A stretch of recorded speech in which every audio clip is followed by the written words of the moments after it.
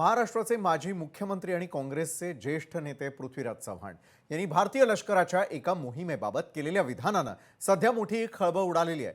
Operation सिंदूर बाबत बोलत असताना चव्हाण यांनी अत्यंत धक्कादायक आणि वादग्रस्त दावा केला. ऑपरेशन सिंदूर दरम्यान भारताला मोहिमेच्या पहिल्याच दिवशी पराभवाचा सामना करावा लागलेला होता. इतकंच नव्हे तर या संघर्षामध्ये पाकिस्ताननं भारतीय लष्कराची विमानं पाडलेली होती असं पृथ्वीराज चव्हाण यांनी म्हटलंय. तसंच त्या काळामध्ये भारतीय लष्कराच्या हातामध्ये काहीच उरलेलं नव्हतं आणि आपले हवाई दल जमिनीवरच अडकून पडलेलं होतं हेही त्यांनी म्हटलंय.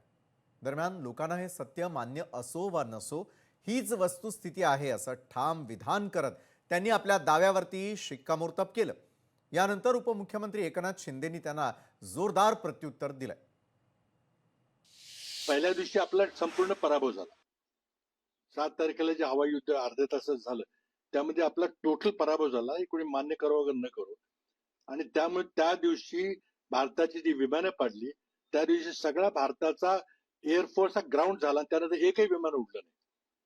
तर कुठेही विमान उडलं की पाकिस्तान तुमचं विमान ग्वाल्हेर असेल किंवा भटिंडा असेल किंवा सिरसा असेल तिथं पाडायची शक्यता असल्यामुळं आपलं कम्प्लीट एअरफोर्स ग्राउंड झालं. पाकिस्तानला ऑपरेशन सिंदूरच्या माध्यमातून एक जबरदस्त त्याला उत्तर या ठिकाणी लष्करी जवानांनी दिलेलं आहे. आणि लष्करी जवानांनी उत्तर दिल्यानंतर अशा प्रकारचं वक्तव्य काँग्रेसकडून होतंय ही खरं म्हणजे हे चिंताजनक बाब आहे. ही दुर्दैवी बाब आहे. ही देशविघातक बाब आहे.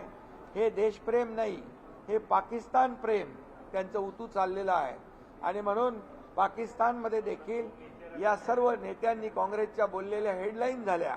देखो हिंदुस्तान में ये अटैक के बारे में क्या बोल रहे हैं. आणि म्हणून पाकिस्तानी बोलणाऱ्यांना हिंदुस्थानची जनता माफ करणार नाही. बरं, एका माजी मुख्यमंत्र्यांनी भारतीय लष्कराच्या क्षमतेवर आणि इतिहासावरती अशा प्रकारचं भाष्य केल्यामुळे आता एका नव्या वादाला तोंड फुटलंय. एकनाथ शिंदेंनी जरी त्यांना उत्तर दिलं असलं तरी भाजपकडून पृथ्वीराज चव्हाणांनी केलेल्या दाव्यावर उत्तर येणं अपेक्षित आहे. यासाठी आम्ही आमंत्रित केलेलं आहे भाजपचे प्रवक्ते नवनाथ बन यांना. नवनाथजी, खरं तर माजी मुख्यमंत्री एक धाडसी वृत्त आणि अशा प्रकारचं वक्तव्य करताना दिसतात. हे वक्तव्य त्यांनी ज्यावेळेला पब्लिकली केलेलं आहे त्यावेळेला निश्चितच भारतानं केलेल्या कारवाईवर प्रश्नचिन्ह उपस्थित होतं. ऑपरेशन सिंदूर ज्याची संपूर्ण जगभरामध्ये चर्चा झाली त्यावरती घेतलेला आक्षेप, भारतीय लष्कर कसं निष्प्रभ ठरलं आणि सुरुवातीलाच काय घडलं, भारतीय लष्करासमोर कुठलाही पर्याय नव्हता, हे बोलणं हे कितपत उचित वाटतं आपल्याला. कारण हा आपल्या देशांतर्गत प्रश्न नव्हता तर संपूर्ण जगाचं लक्ष ज्या मोहिमेकडे लागलेलं होतं, पाकिस्तानला कणखर उत्तर देणं अपेक्षित होतं. त्या ठिकाणी नेमकं काय घडलं, सत्यता काय होती, तुम्ही सत्यतात आम्हाला तुमच्याकडनं उत्तर अपेक्षित आहे. नवनाथ बन. विशालजी, पृथ्वीराज चव्हाण हे ज्येष्ठ काँग्रेसचे नेते आहेत, माजी मुख्यमंत्री आहेत. त्यांनी अशा पद्धतीचं बेजबाबदार वक्तव्य करणंच अपेक्षित नाही. कारण आपण पृथ्वीराज बाबांना आधीपासून ओळखतो. ते महाराष्ट्राचे मुख्यमंत्री होते, पीएमओ मध्ये होते. आणि त्यांच्यासारख्या एका ज्येष्ठ नेत्यांकडनं अशा पद्धतीचं पाकिस्तान धार्जिनी भूमिका घेणं किंवा पाकिस्तानचं प्रवक्ते असल्यासारखं बोलणं याचा मी निषेध करतो. कारण अशा पद्धतीची भूमिका याआधी कुणी मांडली होती तर काँग्रेसनं सातत्यानं जेव्हा सर्जिकल स्ट्राईक केलं होतं पहिल्यांदा तेव्हा काँग्रेसने पुरावे मागितले होते, अरविंद केजरीवाल यांनी पुरावे मागितले होते. आणि जे जे देशविरोधी भूमिका घेतात अशा सगळ्यांनी पुरावे मागितले होते. दुर्दैवानं त्यांच्याच रांगेत जाऊन बसण्याचं काम पृथ्वीराजजी चव्हाण करतायत. हे अतिशय दुर्दैवी घटना. एक मराठी माणूस म्हणून, महाराष्ट्रातला माणूस म्हणून याचं अतिशय वाईट वाटतं. कारण ऑपरेशन सिंदूर झाल्यानंतर त्याचे सगळे पुरावे, फुटेज माध्यमांकडे आले. विशालजी, आपण देखील त्याच्यावर स्पेशल रिपोर्ट केले होते की कशा पद्धतीनं पाकिस्तानचे तळ उद्ध्वस्त केले, जैसे मोहम्मदचे अड्डे उद्ध्वस्त केले. जवळपास 25 मिनिटांमध्ये 9 तळ उद्ध्वस्त केले. त्याची नावं देखील माझ्याकडे आहेत. त्याच्यामध्ये बहालपूर असेल, मुदिरिके असेल. 100 किलोमीटर आतमध्ये पाकिस्तानच्या घरात घुसून हल्ला करण्याची हिंमत कोणी केली तर भारतीय सैनिकांनी केली. पृथ्वीराज चव्हाण आपल्या भारतीय सैनिकांचा अपमान करतायत. आपल्या भारतीय सैनिकांनी जे शौर्य दाखवलं त्या सैनिकाचा अपमान करण्याचं काम पृथ्वी बाबाने करणं केलं जात आहे. 9 तळ आहेत, त्याच्यामध्ये बहालपूर, मुद्रिके, गुलपूर, सवाई लेफ्टनंट कॅम्प, बिलाल कॅम्प, कोटली कॅम्प, बर्नाळ कॅम्प, सर्जल कॅम्प, मेहमूकमा कॅम्प हे जवळपास काही स्थळ 15 किलोमीटर आतमध्ये नियंत्रण रेषेच्या पलीकडे होते, काही 100 किलोमीटर आतमध्ये होते. अशा पद्धतीची नवतळ उद्ध्वस्त करण्यात आली आणि जवळपास 100 दहशतवाद्यांचा खात्मा करण्यात आपल्या भारतीय सैनिकांना यश आलं. हे ऑपरेशन सिंदूर काय भारतीय जनता पार्टीने केलं नव्हतं. हे ऑपरेशन सिंदूर काय पंतप्रधान नरेंद्र मोदीजींनी केलं नव्हतं. हे ऑपरेशन सिंदूर आपल्या सैनिकांनी केलं होतं. आणि अशा पद्धतीनं सैनिकांचा अपमान करण्याचं पाप दुर्दैवानं पृथ्वीराज चव्हाण आणि काँग्रेस करतायत. गेल्या काही दिवसापासून असं आपण बघतोय की जेव्हापासून भारतीय जनता पार्टी आणि पंतप्रधान नरेंद्र मोदीजींचं नेतृत्व आपल्याकडे आलंय, तेव्हापासनं देशविरोधी कारवाया करण्याचं काम आणि देशविरोधी भूमिका घेण्याचं काम काँग्रेसकडनं सातत्यानं होतं. राहुल गांधी परदेशामध्ये जात आहेत, आपल्या देशाची बदनामी करतायत. बर आता त्यांच्या सुरात सूर मिळून पृथ्वीबाबा चव्हाण देखील पाकिस्तान धार्जिनी भूमिका घेतात. पाकिस्तानचे प्रवक्ते किंवा पाकिस्तानचे मंत्री देखील म्हणतायत, आपण पाकिस्तानच्या संसदेमध्ये चर्चा झाली तेव्हा त्यांनी जाहीरपणे कबूल केले की आपल्या घरामध्ये घुसून मारलं आणि त्यांच्या अंत्ययात्रेला पाकिस्तानचे लष्कर प्रमुख आले होते, हे देखील आपण कॅमेऱ्यावर बघितलं. आणि हाफिज सईद याचं स्टेटमेंट बघितलं की अल्लाह मुझे उठा लेता तो अच्छा होता, मेरे भाई को उठा लिया, अशा पद्धतीचं स्टेटमेंट आपण देखील वाचलेलं आहे, हो ऐकलेलं आहे. असं असताना पृथ्वी बाबा आपल्या भारतीय सैनिकांचा अपमान करतायत. ज्या जाबाज सैनिकांनी रात्रंदिवस जागून देशाचं रक्षण करण्याचं काम केलं जात आहे, त्या जाबाज सैनिकांचा अपमान करतायत. मला वाटतं पृथ्वी बाबासारख्या ज्येष्ठ नेत्यांनी असं वक्तव्य करणं हे खरंच शोभनीय नाही. आपल्या लष्करानं मोठ्या सामर्थ्यानं हिमतीनं हा लढा दिला. आपल्या फायटर जवानांनी, आपल्या नेव्हीच्या, आपल्या एअरफोर्सच्या जवानांनी अशा पद्धतीचा एक मोठा लढा दिला.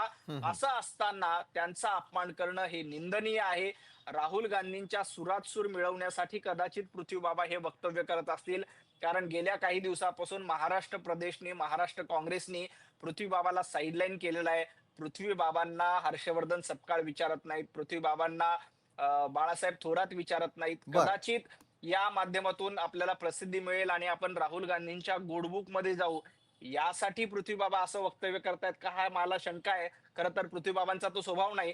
आजपर्यंत त्यांचं आपण व्यक्तिमत्व बघितलं तर ते अशा पद्धतीचं करणार नाहीत असं अपेक्षित होतं.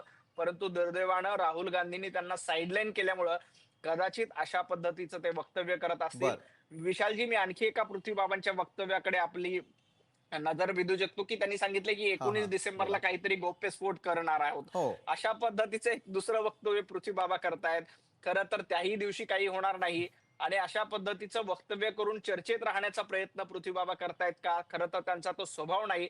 परंतु हे दुर्दैवाने करतायत. राहुल गांधींच्या सुरात सूर मिसळण्याचं काम, पाकिस्तान धार्जिनी भूमिका घेण्याचं काम काँग्रेसनं याआधी देखील केलंय. बर आणि कदाचित येणाऱ्या महापालिका निवडणुकीमध्ये मुस्लिम समाजाची मतं, अल्पसंख्याक समाजाची मतं बर आपल्याला मिळावीत, यासाठी पृथ्वी बाबांनी हा डाव केला का, हा देखील प्रश्न आहे. परंतु आपले बर भारतीय नवनाथजी मुस्लिम अशा पद्धतीच्या वक्तव्याचं समर्थन करणार नाहीत, कारण प्रत्येक भारतीय मुस्लिमांना सैनिकांनी केलेल्या कारवाईबद्दल आनंद आहे, अभिमान आहे. बरं तुम्ही पृथ्वीबाबांच्या एकूणच हेतूवरती शंका उपस्थित करताय, तुम्हीच स्वतः विषय काढलेला, तर मला निश्चित महाराष्ट्रासमोर हा मुद्दा आपल्याकडून जाणून घ्यायला आवडेल. हा मुद्दा असा आहे की येत्या 19 तारखेला अशी नेमकी कुठली घटना घडणार आहे, अशा कुठल्या प्रकारच्या फाईल्स समोर येताना दिसून येतील, किंवा या पुढच्या काळामध्ये मराठी पंतप्रधान पाहायला मिळेल. 19 तारखेचं नेमकं सूत्र काय आहे, कसली ही भविष्यवाणी आहे, काय नेमकं घडू शकतं आणि कोण महाराष्ट्रातून मराठी पंतप्रधान त्या ठिकाणी होईल? मग पंतप्रधान नरेंद्र मोदींचं काय? हे ज्या पद्धतीने पृथ्वी बाबांचं हे आधीचं ऑपरेशन सिंदूर बद्दलचं वक्तव्य आहे, अगदी तशाच पद्धतीचं फोल वक्तव्य 19 डिसेंबर बद्दलचं आहे. पंतप्रधान नरेंद्र मोदीजी हे देशाच्या जनतेनं निवडून दिलेले पंतप्रधान आहेत. 2029 ला देखील पंतप्रधान नरेंद्र मोदींच्या नेतृत्वातच भारतीय जनता पार्टी निवडणूक लढेल. आपल्याला माहित आहे पंतप्रधान नरेंद्र मोदीजींचा फिटनेस आज 40 वर्षाच्या तरुणाला लाजवेल असा आहे. बर जरी वयाची 75 वर्ष पूर्ण केली तरी आपण पंतप्रधान मोदींचा जांभळी देतानाचा एक फोटो मला दाखवा, एक व्हिडिओ दाखवा, आपल्याला सापडणार नाही. 9-9 तास काम करत पंतप्रधान नरेंद्र मोदी असतात आणि सातत्यानं फिटनेस बद्दल काळजी घेतात आणि देशाला सुरक्षित आणि मजबूत ठेवण्याचं काम कोण करू शकतो तर पंतप्रधान नरेंद्र मोदीजीच करू शकतात. बर त्यामुळे सध्या तरी मराठी पंतप्रधान पदाचा विषय नाही.